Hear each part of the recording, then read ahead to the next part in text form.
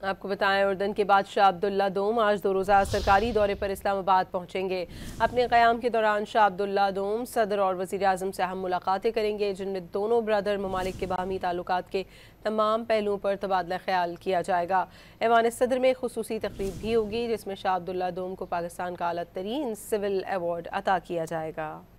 आपको बताएं, उर्दन के बादशाह अब्दुल्ला दोम आज 2 रोज़ा सरकारी दौरे पर इस्लामाबाद पहुंचेंगे।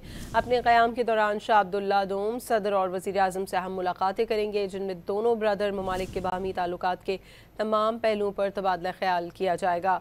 ऐवान सदर में खुसूसी तकरीब भी होगी, जिसमें शाह अब्दुल्ला दोम को पाकिस्तान का आला तरीन सिविल अवार्ड अता किया जाएगा। आपको बताएं, उर्दन के बादशाह अब्दुल्ला दोम आज 2 रोज़ा सरकारी दौरे पर इस्लामाबाद पहुंचेंगे। अपने क़याम के दौरान शाह अब्दुल्ला दोम सदर और वज़ीर आज़म से अहम मुलाकातें करेंगे, जिनमें दोनों ब्रदर ममालिक के बाहमी ताल्लुकात के तमाम पहलुओं पर तबादला ख्याल किया जाएगा। ऐवान सदर में खुसूसी तकरीब भी होगी, जिसमें शाह अब्दुल्ला दोम को पाकिस्तान का आला तरीन सिविल अवार्ड अता किया जाएगा।